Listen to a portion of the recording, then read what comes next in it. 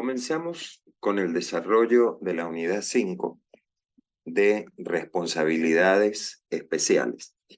En esta unidad 5, bueno, como ya todos los alumnos conocen, a lo largo de todo el año, tanto en la parte de obligaciones como ahora de derecho de daños, en primer término se expone el contenido conceptual de la unidad y vamos a ver primero responsabilidades de orden de las relaciones de derechos del consumidor, responsabilidades de daños ambientales, después vemos responsabilidad de las personas jurídicas, responsabilidades profesionales y finalmente la responsabilidad del Estado y de los agentes públicos.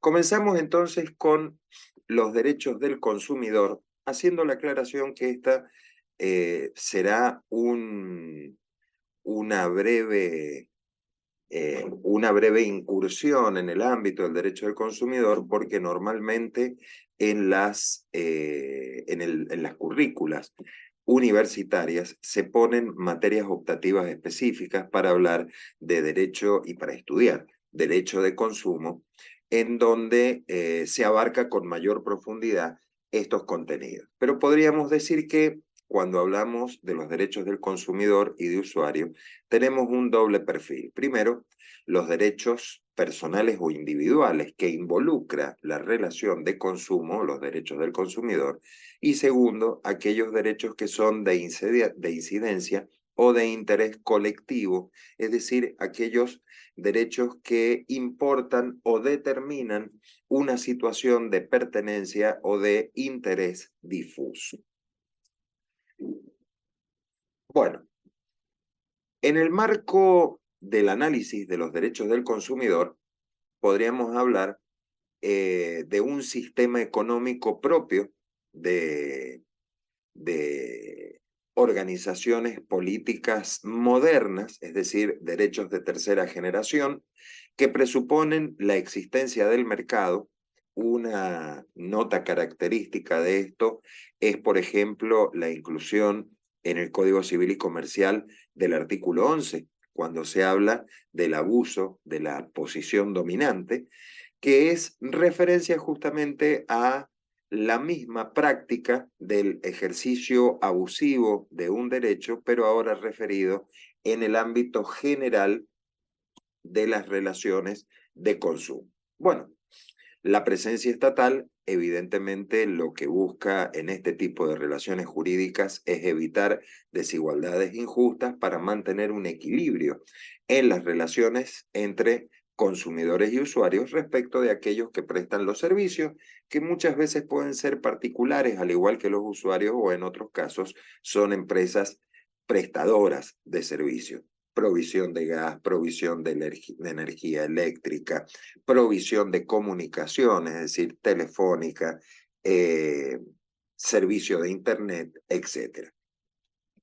La finalidad es entonces la atención es decir, mantener un resguardo a la atención de las necesidades primarias, fundamentales, que deben ser satisfechas por el consumo, los bienes y servicios, y obviamente el interés colectivo. Hay un doble perfil en las normas protectivas de los derechos del consumidor que abarcan tanto las relaciones individuales como las relaciones de orden colectivo o general.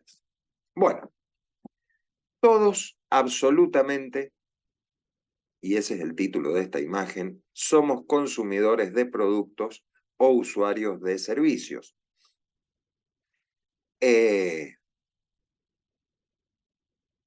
Es parte de la realidad de nuestra sociedad actual que consumamos servicios de energía eléctrica, consumamos comunicaciones, servicios de televisión, etc. Con lo que, dada la relevancia que dentro de la sociedad tiene este fenómeno, el artículo 42 de la Constitución Nacional reformada en 1994 establece que los consumidores y usuarios de bienes y servicios tienen derecho en la relación de consumo a la protección de su salud, también somos consumidores de medicamentos, de seguridad e intereses económicos, a una formación adecuada y veraz, a la libertad de elección y a condiciones de trato equitativo y digno.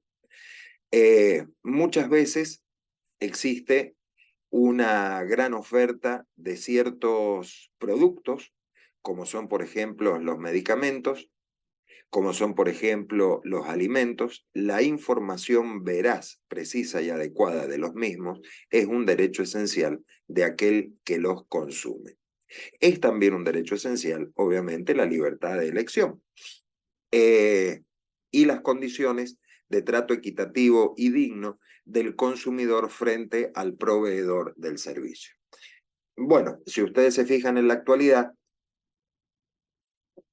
en este sentido, se empieza a formular, se empieza a delinear o a estar presente una un grave incumplimiento en las normas de la relación de consumo en cuanto al trato equitativo y digno, porque muchas veces provisiones de servicios, es decir, relaciones de consumo en las provisiones de servicios financieros, como son, por ejemplo, tarjetas de crédito, tarjetas de débito, le hacen muy dificultoso al cliente poder acceder a la información de, prestada o brindada por un ser humano.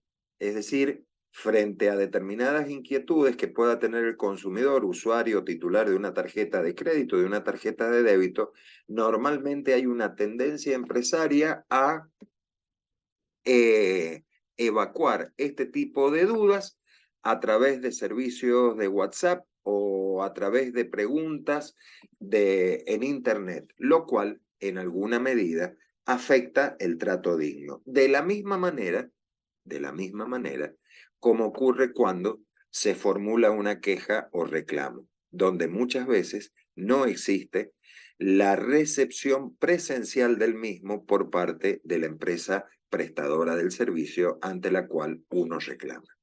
Bien, tenemos leyes que reglamentan el ejercicio de los derechos constitucionales del consumo y del usuario. Bueno, tenemos una ley especial, que es la ley 24240 de 1993, que se modifica por la ley 26361. Esta ley establece, la ley 26361, hago referencia, establece el sistema de protección de defensa del consumidor a nivel nacional, determinando que es de orden público, es decir, inderogable por las partes, y en consecuencia, en cualquier relación de consumo, es el ente administrativo natural para resolver las denuncias que se presentan. Hay muchas veces el planteamiento de situaciones dudosas y en ese caso el sistema protectivo de los derechos del consumidor establece el principio del favor consumatoris, es decir, la interpretación en caso de duda debe estar a favor del consumidor. Bueno, tenemos por ejemplo en este orden de ideas leyes de talles, se refiere a prendas de vestir, en las que no solamente se deben hacer aquellos talles que sean en general de la población, es decir, que hagan a las características antropomórficas de las personas de bajo peso, por decirlo de alguna manera, sino también talles que abarquen otro tipo de situaciones corporales que muchas veces es necesario que también estén presentes dentro del consumo. Tenemos leyes específicas de protección de la relación de consumo en tarjetas de crédito y existe todo un sinnúmero de normativas referidas a otras relaciones de consumo. Las autoridades de aplicación del sistema protectivo son concurrentes en las facultades, en el ejercicio de las facultades, en nación y provincia. Bien,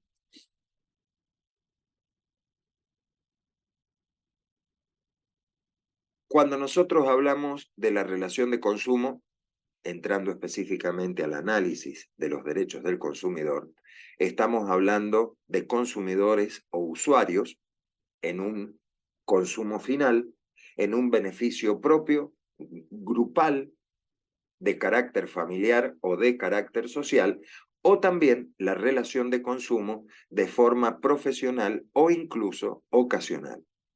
Lo que debe quedar presente, que como todo escenario jurídico en donde existe el, el carácter de sujeción del comportamiento de las partes de esa relación jurídica, en el derecho del consumidor también se establece una verdadera relación jurídica, existe un verdadero vínculo jurídico entre proveedor y consumidor o usuario. Los proveedores de los productos o servicios son entonces, bueno, el consumidor es obviamente el que los utiliza o disfruta, a cambio, evidentemente, ¿no es cierto?, del valor económico al que el mismo es prestado, y el que los provee, si ustedes se ven en la imagen que estamos comentando, la parte central inferior, proveedores de productos y servicios, son aquellos que los produzcan, que los importen, que los distribuyan, que los comercialicen, cosas, o sea, que comercialicen cosas o que presten servicios a consumidores. Protección, prevención y defensa. Tenemos dos vías, la vía judicial y las vías administrativas. Las vías judiciales se rigen por el principio de gratuidad y legitimación individual y colectiva. Los procesos son sumarísimos y existe la acción de amparo que establece el artículo 43 de la Constitución Nacional. En la provincia de San Juan existe un código, ¿no es cierto?, que implementa los derechos del consumidor bajo la ley 898D, que esta ley es relativamente nueva, no quiero mentir, pero si no me falla la memoria, es del año 2018 o 2016, por ahí anda más o menos la fecha en la que es sancionada y entra en vigencia. Y las vías administrativas de protección de los derechos de los consumidores ante las direcciones provinciales de defensa del consumidor y de los usuarios, y el inicio de las actuaciones por denuncia o en algunos casos de manifiesta irregularidad se hace directamente de oficio. Bien, procedimientos administrativos. Los procedimientos administrativos pueden comenzar de oficio con la constatación de las infracciones por partes de agentes inspectores o también, en este caso, ¿no es cierto?, la continuación es el auto de imputación, la determinación de la norma, es decir, el inicio administrativo con la imputación de la norma que se infringe y el plazo de debida defensa por parte del proveedor del servicio o de la relación de consumo, la etapa prueba y finalmente la resolución administrativa y elevación al juez de paz competente. En su caso, por vía de denuncia, este procedimiento administrativo implica la realización de una audiencia de conciliación y si no existe avenimiento entre las partes, continúa la etapa de la sustanciación de carácter jurisdiccional o judicial. La audiencia de conciliación, bueno, acá tenemos la descripción, que esto, si ustedes se quieren, yo no me explayaría mucho en este tema por cuanto forma parte muchas veces, como dije al principio, de materias de carácter optativo que lo ven con mucha más rigurosidad, pero podríamos decir que tenemos dos situaciones. Cuando hecha la denuncia, concurren o no concurren las partes, si concurren las partes, que haya acuerdo, que no haya acuerdo, y si hay acuerdo, que exista homologación. Principios muy básicos. Si no concurre la parte denunciada, entonces se puede librar el auto de imputación de la infracción, hay un plazo para el descargo, la prueba, la resolución administrativa y la elevación, ¿no es cierto?, al juez de paz. La imputación objetiva, en este caso, es para señalar la punibilidad de la conducta que altera justamente el entorno de las prestaciones en las relaciones de consumo o de las prestaciones en los servicios. Derechos del consumidor. Bueno, estamos ante un microsistema autónomo que, como dice la imagen del recuadro derecho en la parte superior, está en diálogo con otras fuentes del derecho y con plazos comunes del derecho. Por ejemplo, plazo de prescripción de las acciones de 3 años, de acuerdo al artículo 50 de la Ley de Derechos del Consumidor, y al 2561, que establece el plazo de prescripción, beneficios probatorios y reparación integral. Son algunos de los principios generales que formarían o informarían los derechos del consumidor. Bueno, se determina también qué es daño directo, aludiendo al perjuicio o menoscabo al derecho de usuario o consumidor susceptible de apreciación pecuniaria, ocasionado de manera inmediata sobre sus bienes o sobre su persona. Si ustedes se fijan, existe una analogía evidente con el concepto de daño como menoscabo patrimonial o menoscabo en la persona de la víctima que lo sufre o lo padece. Podríamos entonces en este sentido mencionar como derechos del consumidor la protección de su salud, la seguridad e intereses económicos, la información adecuada y veraz. Recuerden que, por ejemplo, ahora en la actualidad, en el año 2023, se ha sancionado la nueva ley de etiquetado frontal respecto de productos alimenticios que le advierten al consumidor características del producto que va a consumir, con exceso de sodio, exceso de grasa saturada, exceso de azúcares agregados o exceso de azúcares naturales. Bien, trato digno y equitativo. Recuerden que les había comentado antes, esto del trato digno y equitativo está haciendo referencia a la forma de atención del prestatario del servicio en relación a las necesidades del cliente. Educación, perdón, para el consumo, que directamente se vincula con el fomento, el conocimiento y el fomento de aquellas normas, de aquellos procedimientos, de aquellas herramientas que le permiten al consumidor la satisfacción y protección de su derecho. Defensa de la competencia, recuerden las palabras iniciales. Nuestro Código Civil y Comercial reconoce la existencia de mercado y prueba de lo dicho es el artículo 11 que habla del abuso de la posición dominante, escenario que se da en el ámbito del mercado y no en el ámbito de las relaciones conmutativas de carácter individual. Constitución de asociación, de protecciones de los consumidores y participación de los usuarios.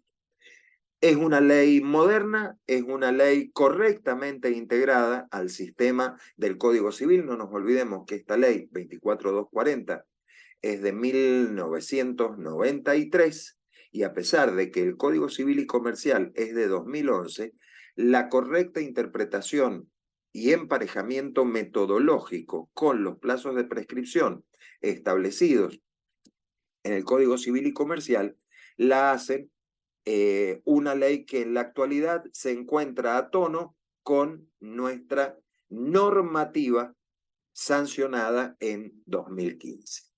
Bueno, ¿quiénes son aquellos que podríamos llamar responsables que deben garantizar los derechos del consumidor? Dicho en otros términos, los legitimados pasivos. El artículo 40 de la ley dice que si el daño al consumidor resulta del vicio o riesgo de la cosa, recuerden que nosotros hemos visto justamente dentro de las responsabilidades por las cosas, hemos visto también las responsabilidades por el vicio o riesgo de las cosas, para que veamos hasta qué punto existe una integración metodológica entre el Código Civil y Comercial y la Ley de Defensa del Consumidor. Bueno, en este caso, de la norma que estamos comentando, justamente el artículo 40, habla de los legitimados pasivos, aquellos que son responsables, el productor, el fabricante, el importador, el distribuidor, el proveedor, el vendedor y quien haya puesto su marca en la cosa o servicio.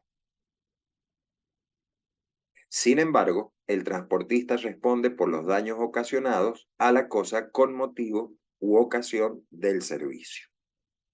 La responsabilidad de cada uno de los legitimados pasivos es de carácter solidario, sin perjuicio de las acciones de repetición que entre ellos correspondan, llegado el caso que se determine la existencia de responsabilidad. Para que tengan una idea, el artículo 12 de la ley habla que los fabricantes, importadores y vendedores de las cosas mencionadas en el artículo 11 deben justamente asegurar un servicio técnico adecuado y el suministro de partes y repuestos. Obviamente que esto, en mayor o menor grado, muchas veces es de cumplimiento imposible cuando las condiciones económicas internas del país no lo permiten por problemas eh, económicos que impiden la importación de determinadas cosas o bienes, como eventualmente podría ser ciertas partes de repuestos para artículos importados, etcétera, etcétera. Segundo tema, medio ambiente. Cuando entramos al medio ambiente, estamos hablando eh, de una, estamos hablando, ¿no es cierto?, de un interés difuso o de un interés colectivo en donde en realidad todos estamos interesados en la protección y la conservación del mismo. Y podríamos decir que el artículo 41 de la Constitución Nacional establece justamente esto de el derecho al goce de un ambiente sano. Dice, todos los habitantes gozan del derecho a un ambiente sano, equilibrado, apto para el desarrollo humano y para las actividades y que las actividades productivas satisfagan las necesidades presentes sin comprometer a las generaciones futuras y tienen el deber de preservarlo. El daño ambiental generará prioritariamente la obligación de recomponer según lo establezca la ley. Por ahí ustedes habrán escuchado la expresión actividades de remediación, que hace referencia a que en ciertas actividades productivas como la minería, después de haber realizado modificaciones en los entornos naturales donde se han realizado las actividades, viene la remediación de esos entornos naturales. Son las autoridades los que proveen la protección a este derecho y a la utilización de los recursos naturales.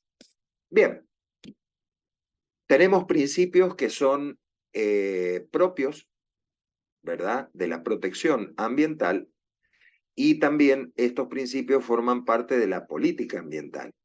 Es decir, podríamos fijar como carácter o como principio general que existe primero la facultad o la legitimación activa a que toda persona pueda interponer una acción expedita de amparo, siempre que no exista otro medio judicial más idóneo, contra un acto que implique o una omisión, ¿no es cierto?, por parte de las autoridades públicas o de autoridades particulares, que en forma actual o inminente lesione, restrinja o altere con arbitrariedad o ilegalidad manifiesta derechos y garantías reconocidos en la Constitución.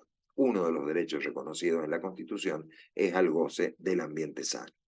Se pueden también interponer estas acciones contra cualquier forma de discriminación en lo relativo a los derechos que protegen al ambiente y a la competencia, al usuario y al consumidor, como así también a los derechos de incidencia colectiva.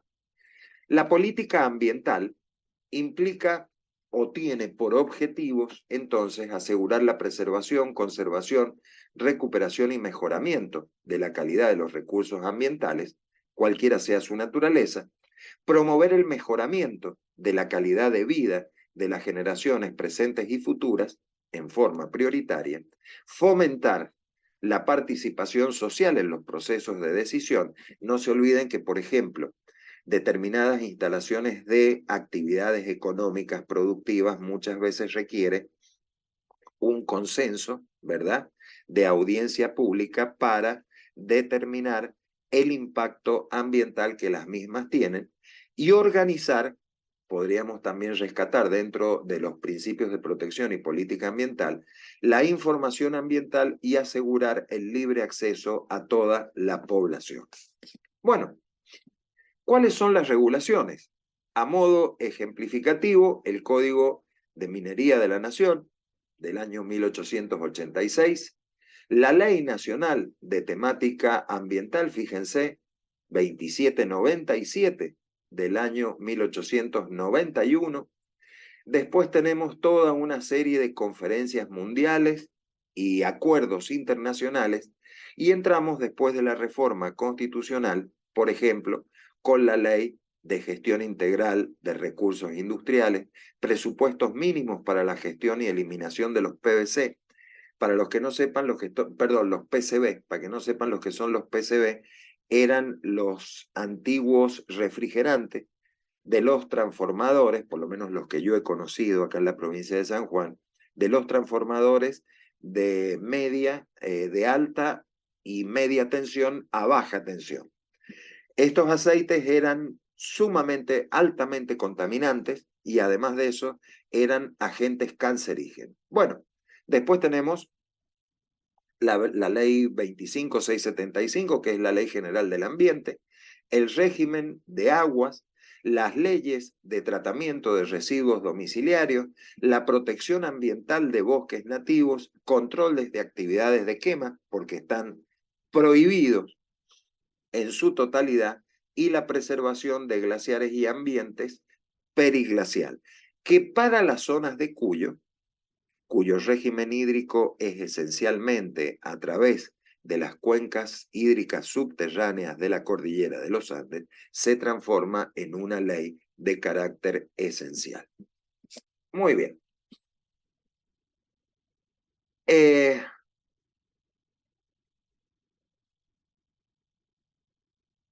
¿Podemos dar una definición de ambiente?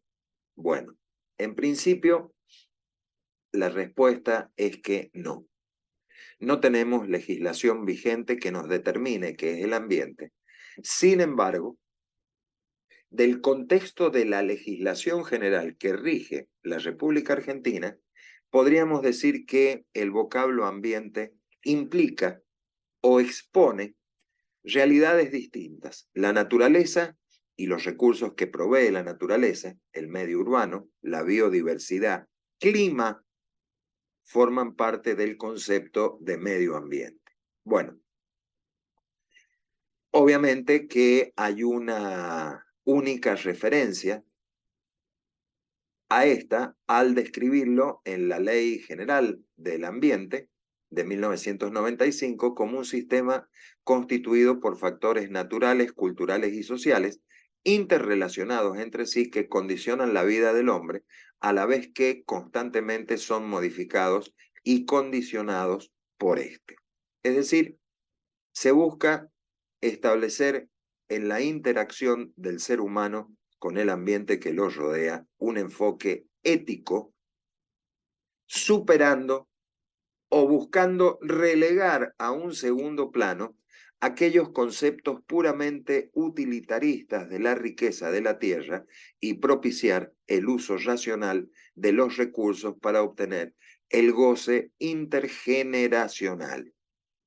En este sentido, ¿no es cierto? Podríamos decir que cuando nosotros hablamos del ambiente, hablamos de ese delicado equilibrio que surge del ordenamiento ambiental del territorio, de la evaluación de los impactos ambientales de las actividades humanas, del sistema de control sobre el desarrollo de las actividades eh, antrópicas de la educación ambiental, del sistema de diagnóstico e información ambiental y del régimen económico y promoción del desarrollo sustentable. El ambiente en sí somos nosotros, es aquello que a nosotros nos rodea y que muchas veces condiciona nuestra vida como ser humano. El hombre, podríamos decir así en un lenguaje coloquial, desde el momento que pone un pie sobre la tierra, modifica el ambiente. La actividad del hombre contamina. Y si bien es necesaria la producción de bienes y servicios, la racionalidad en la manera en la que se ejerza esa actividad y la posibilidad de no dañar nuestro entorno se transforma en una cuestión esencial para nuestra sociedad. De ahí los principios ambientales que a continuación desarrollaremos de modo sucinto.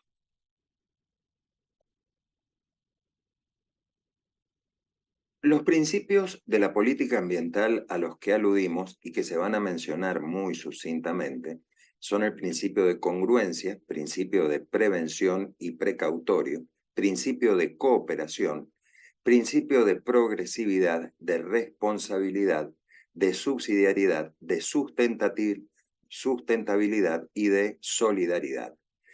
He dejado para el final el principio de equidad intergeneracional por considerarlo uno de los más relevantes en materia de explotación de los recursos naturales no renovables. Bueno, principio de congruencia. Tanto la legislación nacional como provincial y municipal referida al medio ambiente debe estar adecuada, es evidente, ¿no es cierto?, a los principios y normas fijados en la Ley General del Ambiente como protectivos o de carácter tuitivo del ambiente, de los recursos naturales y de los ecosistemas. No puede haber una abierta colisión entre uno y otros.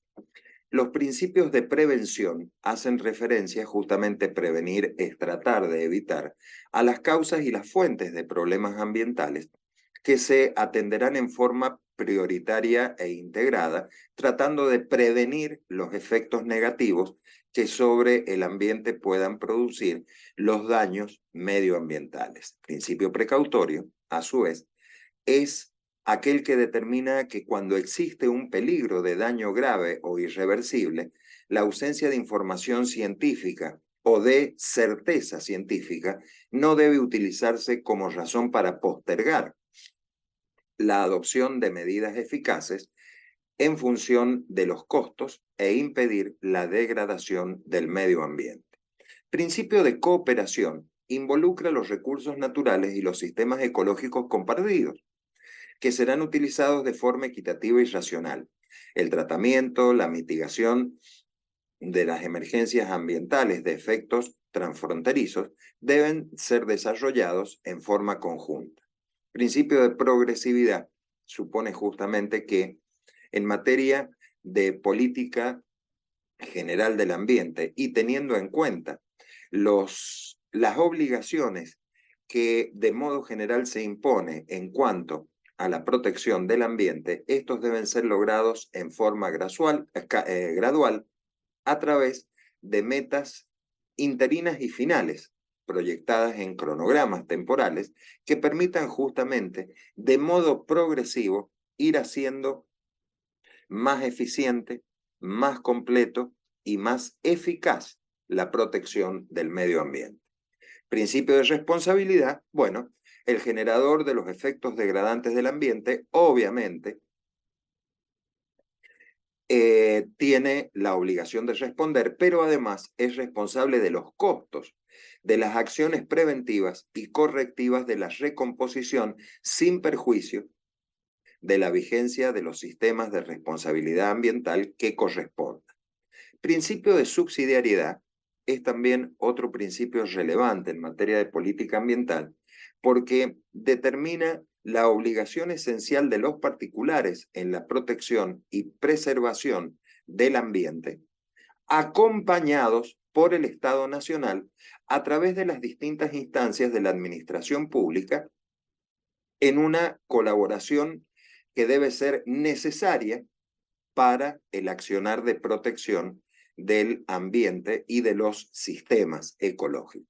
El principio de sustentabilidad establece que justamente el desarrollo económico, social y el aprovechamiento de los recursos naturales debe realizarse a través de una gestión apropiada del ambiente, de manera tal que no se comprometa la posibilidad a las generaciones presentes y futuras de seguir gozando de los beneficios de los ecosistemas medioambientales.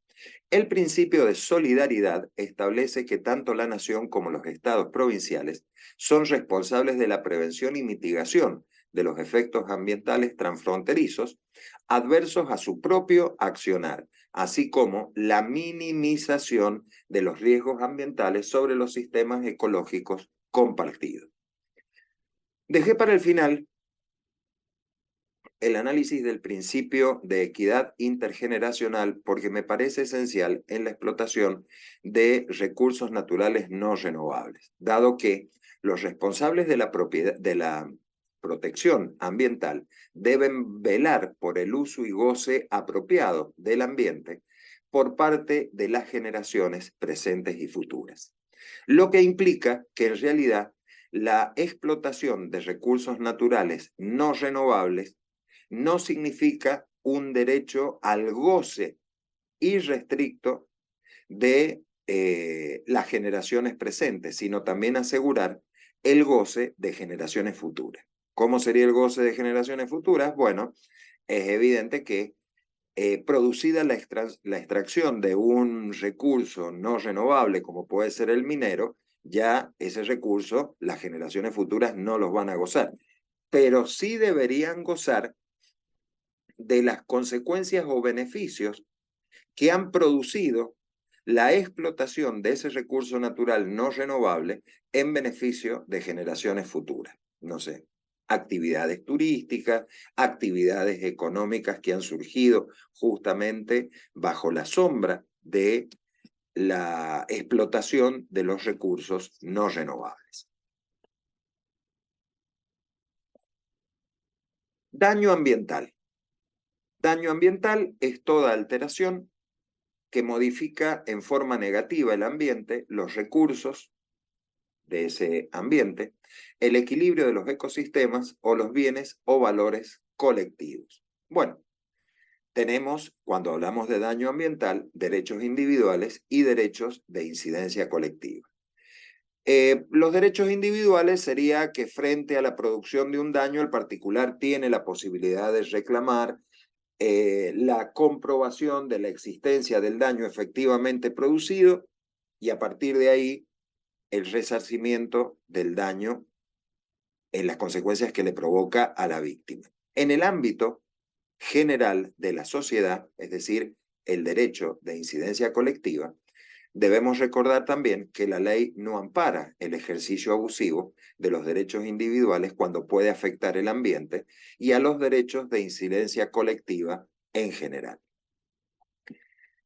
El artículo 30 de la Ley del Ambiente, la 25675, establece que tienen legitimación para obtener la recomposición del ambiente dañado, el afectado sería en carácter individual, el defensor del pueblo y las asociaciones no gubernamentales, es decir, las ONG de protección o de defensa ambiental, y también queda legitimado para la acción de recomposición la persona directamente damnificada por el hecho dañoso al hecho acaecido en su jurisdicción. Bueno, esta legitimación surge justamente del principio de prevención, del principio precautorio y del principio de responsabilidad, que los invito a leerlos para que comprendan justamente cómo es la relación entre la legitimación y la reclamación de la indemnización sustitutiva por el daño sufrido. Terminamos las cuestiones medioambientales y entramos a otro capítulo de las responsabilidades especiales, en este caso, de las personas jurídicas, las responsabilidades de las personas jurídicas. ¿Qué son las personas jurídicas? Entes a los cuales el ordenamiento jurídico les confiere la aptitud para adquirir derechos, contraer obligaciones para el cumplimiento de su objeto y los fines de su creación. En el concepto de Vélez-Sarsfield, hablábamos de personas jurídicas como negación, es decir, un concepto negativo de lo que no era físico o real, era de existencia ideal o jurídica. En ese sentido, el código da una noción descriptiva de carácter general y obviamente de carácter positivo de las personas jurídicas, y dentro de las personas jurídicas excluye al Estado, cuya responsabilidad se ventila en el ámbito del derecho administrativo. Lo veremos en la segunda parte del desarrollo de las responsabilidades especiales. Bueno, de suyo, de lo que acabo de decir, tenemos dos categorizaciones jurídicas de personas como entes ideales, ¿no es cierto? Las personas públicas y las privadas. Dentro de las públicas, obviamente, están el Estado Nacional, los estados provinciales, los municipios, entidades autárquicas, sociedades de economía mixta, y dentro del ámbito privado, asociaciones y fundaciones, sociedades comerciales, que estarían dentro de la enumeración del artículo 148 del Código Civil y Comercial, mientras que las primeras que mencioné antes, las personas jurídicas de derecho público, serían las del artículo 146. ¿Tienen o no tienen responsabilidad? Bueno, en principio, en el sistema del Código de Vélez, tenían responsabilidad de orden contractual como consecuencia de los actos de naturaleza contractual que hubieran realizado, la firma de un contrato, asunción de una obligación, etcétera, etcétera, pero no tenían responsabilidad extracontractual. Si la persona jurídica no podía responder por el evento dañoso, sí respondía el sujeto, la persona física que lo hubiera ocasionado. ¿Cuál es el problema que tenía este criterio? Bueno, básicamente que si yo tenía una empresa de transporte, no era el transporte propiamente dicho como actividad riesgosa o potencialmente generadora de riesgo quien respondía frente a un evento dañoso, sino que era simplemente el chofer del colectivo que lo iba manejando. Es evidente que en esos casos la situación de inequidad por los eventos dañosos era palmaria o evidente. Esto es lo que generó la modificación del artículo 43 durante la vigencia, cuando se sanciona la ley 17711, ¿no es cierto? Y a partir de la nueva redacción, las personas jurídicas responden por los daños que causen quienes las dirijan o administren en ejercicio o con ocasión de sus funciones, y responden también por los daños que causen los dependientes o las cosas en las condiciones establecidas en el título de las obligaciones que nacen de los hechos ilícitos que no son delitos. Es decir, lo que en su momento, cuando yo estudiaba derecho civil, se llamaba responsabilidad cuasi delictual. Es decir, por culpa, negligencia o imprudencia, pero no existía aquella responsabilidad establecida, obviamente, por el acto intencional del autor del evento dañoso. Evolución normativa. Eh, Después de la normativa específica del Código Civil, se modifica en la ley 17711 el artículo 43, y ahora la persona jurídica responde por los cuasi delitos, pero no por los delitos, que era lo que recién les comentaba. Y podríamos decir que en el ámbito contractual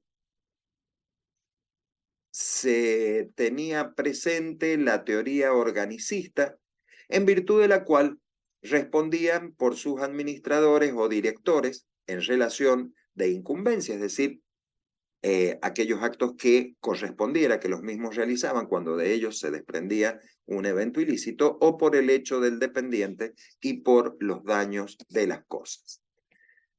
Llegamos al régimen del Código Civil y Comercial unificado. Ya en la etapa de la ley 17711 vamos a ver que la responsabilidad contractual y extracontractual suponía un análisis que ahora lo vamos a volver a realizar, pero entrando en el análisis de la norma, el 1763, establece que la persona jurídica responde por los daños que causen quienes las dirigen o administran en ejercicio o con ocasión de sus funciones. Técnicamente es similar a la anterior redacción. Técnicamente podríamos decir que es más correcta la redacción del 1763 y no se excluye la aplicación de responsabilidad en el caso de que el fenómeno del evento dañoso se haya producido por las cosas o bien por el accionar de sus dependientes, que serían aquellos por los cuales la persona jurídica debe responder. Bueno, el alcance de la actuación, podríamos decir que acá aparece una norma, una redacción que es clara en ejercicio de sus funciones, está relacionado con la normativa estatutaria de la persona jurídica, de la cual se desprenden las facultades que tiene quien la represente para actuar. Y cuando se habla con ocasión de sus funciones, aparece un cierto grado de imprecisión normativa al no poder determinar cuál sería ese desempeño ocasional. Ya lo vamos a ver más adelante para que se entienda, pero podríamos decir que en el régimen actual nosotros tenemos autores del daño, que pueden ser directores o administradores, y factor de atribución objetivo, que es el deber de garantía. Bueno, no hay distinción de órbitas, y acá, ojo, le hago la luz amarilla a los alumnos para que se tenga en cuenta que las consecuencias, o sea, la falta de distinción de las órbitas contractual y extracontractual no se refiere a la unificación de los fenómenos. Nunca va a ser lo mismo incumplir un contrato que provocar un daño. Son dos cosas completamente diferentes y como situaciones fácticas completamente diferentes no pueden ser equiparadas. ¿Qué es lo que se equipara? Y esto lo hemos visto al analizar obligaciones, el derecho de las obligaciones, son los efectos de esas conductas. Entonces, en el código actual, los efectos de esas conductas, tanto que se produzcan en el ámbito o en la órbita contractual como extracontractual, van a tener el mismo tratamiento jurídico. El mismo tratamiento jurídico. Se rigen por el mismo sistema normativo general como establece el recuadro inferior derecho de la imagen que estamos presentando. Bien, podríamos decir entonces, y esto para que quede bien en claro, sobre todo si se le pregunta al alumno, dentro de las responsabilidades especiales, el ámbito de la responsabilidad contractual y extracontractual, podríamos decir que hablar del ámbito contractual de la responsabilidad de las personas jurídicas supone la actuación de la persona jurídica con los terceros con los que contrata. No cabe duda que si los contratos han sido realizados por el representante dentro de la órbita o el ámbito de las facultades conferidas por el estatuto, es responsable la persona jurídica. Sin embargo, cuando analizamos la responsabilidad contractual, también debemos tener presente el análisis de la responsabilidad que se genera en la vinculación persona jurídica y su representante. Persona jurídica y su representante. La relación o el relacionamiento del ámbito de responsabilidad contractual de la persona jurídica con los terceros contratantes no debe confundirse con el análisis que vamos a realizar ahora. Porque en realidad, la actuación del representante también se analiza como parte de la responsabilidad contractual de las personas jurídicas. Y podríamos decir que los actos del representante obligan a la persona jurídica directamente cuando el representante actúa dentro de los límites del contrato de mandato. Si el representante realizara algún acto que no está previsto en el estatuto, ni que forme parte, obviamente, de sus facultades de representación, la persona jurídica no está obligada. Con lo que, en este caso, el único y absoluto responsable sería el representante. Segunda situación. Tercera situación posible, la realización de los actos realizados por el representante, valga la redundancia, pero ahora las consecuencias económicas de esos actos han sido trasladadas a la persona jurídica. Es decir, el representante actúa, realiza un acto fuera de los límites del mandato conferido, el resultado económico de ese acto lo entrega a la persona jurídica, es decir, la persona jurídica experimenta un beneficio económico y después nace responsabilidad. En este caso, la persona jurídica obviamente no encomendó la realización del acto, sin embargo, se ha beneficiado económicamente, ha experimentado un beneficio económico. En consecuencia, es responsable el representante y es responsable la persona jurídica. La persona jurídica es responsable hasta el límite del beneficio económico experimentado. De ahí en más, el responsable exclusivo es el representante. La responsabilidad extracontractual ya es de carácter amplio porque se refiere a los miembros de las personas jurídicas, incluidos los dependientes y las cosas, y entonces este tipo de responsabilidad podríamos decir que es la responsabilidad derivada de los eventos dañosos, en donde la persona jurídica va a responder si la cosa produjo un daño a un tercero, como por ejemplo en un establecimiento educativo, un alumno sufre una descarga eléctrica por la sola circunstancia de haber tocado una pared. Por ejemplo, el caso del animal que dentro de una empresa o de una fábrica muerde a una persona, esa cosa hace responsable a la persona jurídica, etcétera, etcétera, etcétera. Bien, responsabilidades profesionales. Salimos ya del ámbito del comentario, la responsabilidad de las personas jurídicas, y una cuestión que se debe también tener presente es que en la actualidad las personas jurídicas se ha ampliado, perdón, y en esto voy a volver a la imagen anterior, se ha ampliado porque justamente no lo he contenido en el PowerPoint, pero me parece que es importante tenerlo en cuenta, se ha ampliado el horizonte de la responsabilidad penal. Cuando tradicionalmente se establecía que las personas jurídicas no delinquían y por ende no tenían responsabilidades penales y que la aludida responsabilidad penal era tan solo de responsabilidades de tipo administrativo, las sanciones o las multas que podían ponerle los órganos de contralor, en la actualidad existen verdaderas normas, o sea, existe un verdadero plexo normativo que incluso castiga a las personas jurídicas con delitos tipificados, como pasaría, por ejemplo, en algunas situaciones con los delitos de lavado de activos.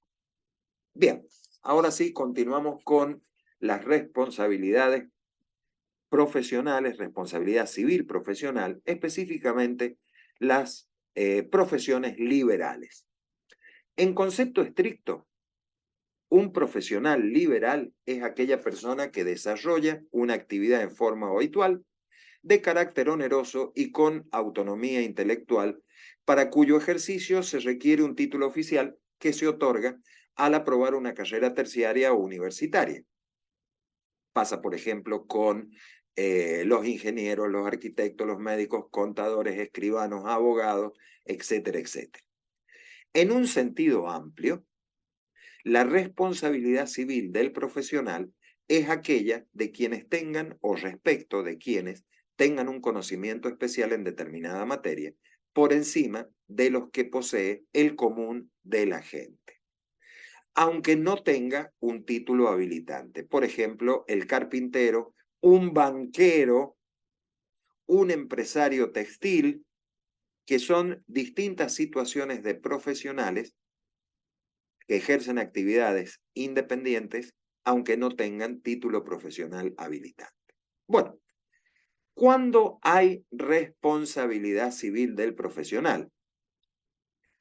En principio, cuando se produce un incumplimiento de los deberes específicos en cuanto a las reglas de las actividades que se desarrollan y que se les impone a quien las desarrolla, es decir, la responsabilidad deriva de una infracción típica de ciertos deberes que son propios de la actividad, ya que es obvio que todo individuo que practique una actividad debe poseer conocimientos teóricos y prácticos propios de la actividad y obrar con diligencia y la previsión necesaria suficiente.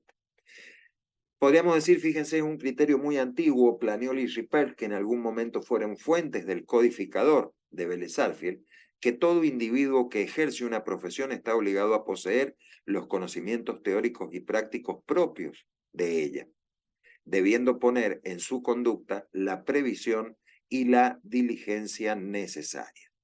Son dos conceptos, el primero del siglo XIX, el segundo del siglo XXI, hermanados por el mismo contenido conceptual.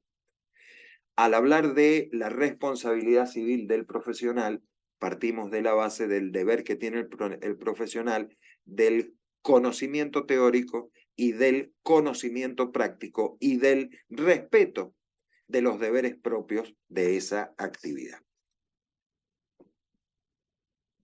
Bien. Tres aspectos de la conducta profesional dañosa. Primero, se manifiesta como una infracción típica de deberes propios de esa actividad, lo hemos visto en la imagen anterior. Hay un déficit de conocimientos teóricos y prácticos, lo hemos visto en la imagen anterior, y se expresan conductas, se manifiestan conductas con falta de diligencia y previsión o apartándose de las reglas o métodos que corresponden. Entonces, podríamos decir que acá está configurado, acá se configuran los aspectos de la responsabilidad profesional dañosa. ¿Qué tipo de responsabilidades se puede tener? Bueno, en principio podríamos hablar de aquellas responsabilidades de orden contractual, las que nacen de la contratación de un servicio, o de orden contractual, es decir, la culpa aquiliana, las que provienen del deber de no dañar. En ambos casos va a ser de excluyente procedencia la determinación de los aspectos de la conducta profesional dañosa que se manifieste como una infracción típica de los deberes del profesional, déficit de conocimiento teórico y práctico y falta de diligencia suficiente. Bien, con este comentario terminamos la primera parte del análisis de la unidad número 5, responsabilidades especiales, y comenzaremos la segunda parte con la continuación del análisis de las responsabilidades profesionales, hablando de la estructura en la que se sostiene la responsabilidad civil del profesional.